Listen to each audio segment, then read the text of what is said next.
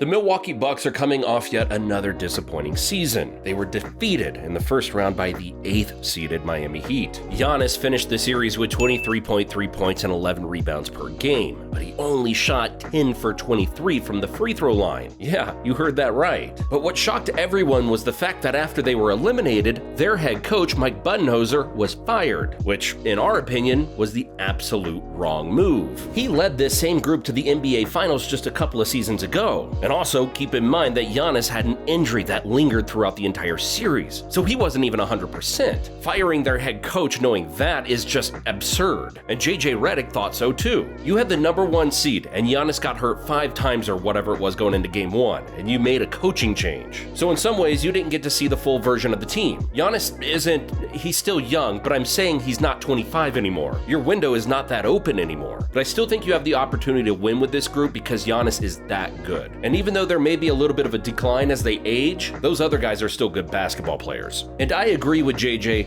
100%. Giannis's championship window is slowly closing every year. So removing a coach that got you to the promised land already just doesn't seem like the right move. And let's calm down for a second. I'm not trying to make it seem like Giannis is an aging superstar who's about to turn 38. The Bucks' championship window is closing, not because of Giannis, but because of the team around him. Their best players are starting to get older and starting to decline. And so where does that leave Milwaukee? Well, to start with, if they don't win a championship this upcoming season, Giannis will be with another team, or the Bucks will make a huge blockbuster trade to get some stars to team up with them. The coach they replaced Mike with is Adrian Griffin, and when you look at his resume, he is someone who has all of the boxes checked. In his time as an assistant coach for the Toronto Raptors, they finished top 10 in both defensive rating and points allowed per game in 4 of his last 5 seasons there. He is a great defensively minded coach who will now be coaching 3 top 10 defenders in the NBA. That sounds like a match made in heaven, but I do get a strong feeling that his lack of head coaching experience could be their downfall. But hey, who knows? I could be wrong, and he could be the coach to get them over the hump. Only time will tell. But that's just the first concern. My next concern is Giannis himself. After getting the gentleman's sweep by the Heat, many sports analysts and former NBA players didn't like his performance at the free throw line in a big game, especially Charles Barkley. You can't miss that many free throws and win a close game, said Charles. You expand your lead with 1 or 2 free throws here or there, but you miss that many free throws in a close game, that's different. And Skip Bayless had this to say, and yes, I know Skip is the last person we should be listening to when it comes to basketball analysis, but he said something that I think many people are starting to get on board with. You have to give it up to him as the best player on the planet because you have to shoot a little bit. You can't do that. If you're Shaquille O'Neal and you can crush the opposition with your sheer physicality and skill on 2-point shots, you can't go 1 of 9 in the 4th quarter because Shaq is not going to go 1 of 9. There's just something in his makeup that I don't love because he is a perfect guy, one of the most likable superstars we've ever had, and yet something is just missing in his psyche, that killer will or whatever it is. At the end of that statement, he said that Giannis doesn't have that killer mentality, and to a certain extent, he's right. He didn't impose his will during that game.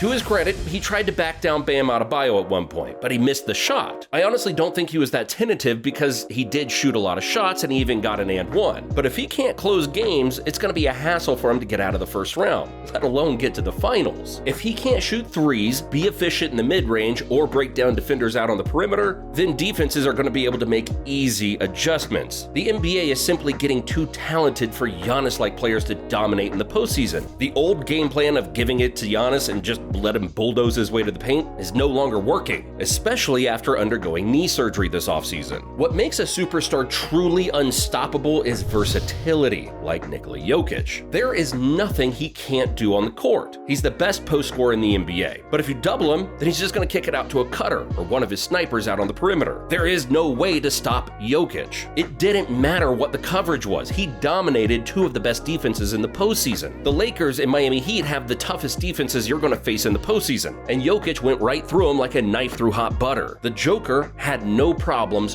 whatsoever. And I got a question for everyone watching. If you put Jokic on the Bucks and Giannis on the Nuggets, do you think Giannis could have led them to the finals? My answer, no. What makes Jokic and the Nuggets such a great team is not only the players themselves, but how Jokic uses them. He's the entire offense and sets up everything. His shooters get open looks because he's a great passer and demands a lot of attention in general. Aaron Gordon and Michael Porter Jr. cut to the basket so much because they know Jokic will find them. Jokic makes everything and everyone better and makes the offense flow smoothly. Giannis does not control the game in that way at the moment. The next concern for the Bucks is Jrue Holiday and Brook Lopez. Let's start with Jrue. He averaged only 17 points, shooting 40% from the field and a horrific 28% from three. Not to mention, he shot 69% from the free throw line. The 33-year-old is still a great defender and good offensive player. But if they don't win a championship in the next couple of seasons, I wouldn't be surprised if he was moved to another team. As we mentioned earlier, their championship window is steadily closing. And after a bad playoff performance like that, I know the Bucks organization wasn't too happy with his display. Now,